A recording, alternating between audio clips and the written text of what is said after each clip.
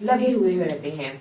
सबसे बाहरी वह भाग जिससे कि पुष्प शाखा से जुड़ा हुआ रहता है उसे कहते हैं पुष्पवृंत।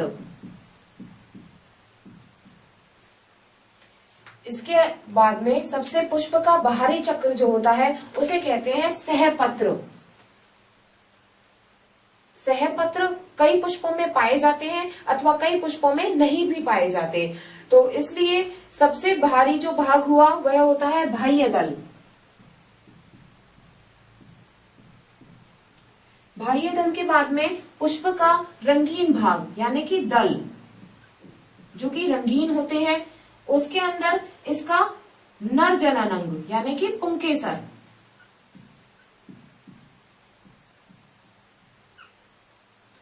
और उसके बाद में यहाँ उपस्थित होता है स्त्री केसर, सबसे मध्य में और सब पुष्प का सबसे अंतिम अंग होता है।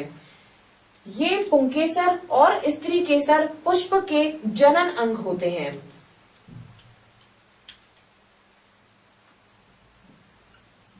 एक पुष्प के मुख्यतः दो जनन अंग होते हैं, नर जनन अंग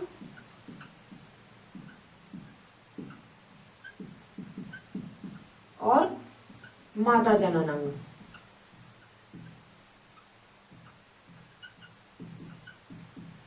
नर जनन अंग होता है पुंकेसर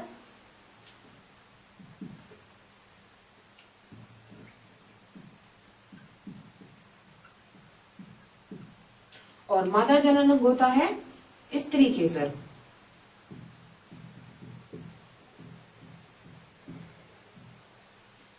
पुंकेसर आकार में इस प्रकार से होता है, एक पतली लंबी नलिकाकार संरचना होती है और उसके ऊपर दो द्विपाली युक्त एक द्विकोष्ठीय संरचना पाई जाती है जिसके अंदर पराग कण उपस्थित होते हैं।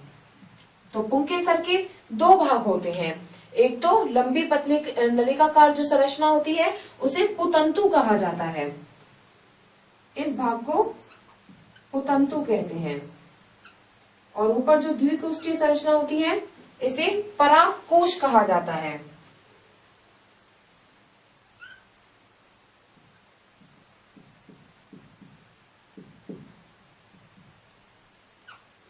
परागकोश के अंदर छोटे छोटे पराग कण उपस्थित होते हैं।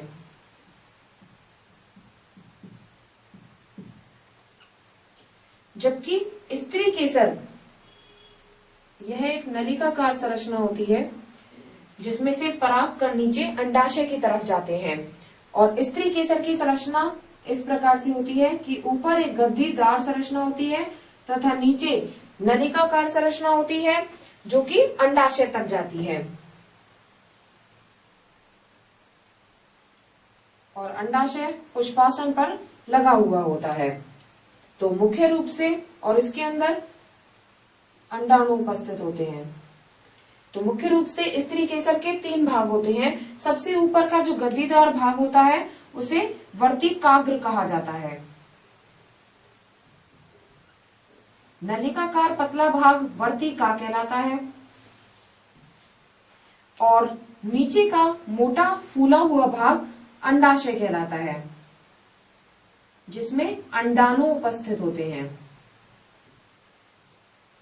इस तरह से नर जननांग के ये दो मुख्य भाग होते हैं तथा मादा जननांग के ये तीन मुख्य भाग होते हैं। स्त्री केसर वर्तिकाग्र, वर्तिका और अंडाशय से मिलकर बना होता है, जबकि पुंकेसर परागकोश और पुतंतु से मिलकर बना होता है। ये नर तथा मादा जननांग होते हैं जो कि पुष्प में उपस्थित होते हैं, और पुष्प जो है संपूर्ण पादप का जनन अंग कहलाता है। इस तरह से जनन अंगों के द्वारा लैंगिक जनन की क्रिया संपन्न होती है।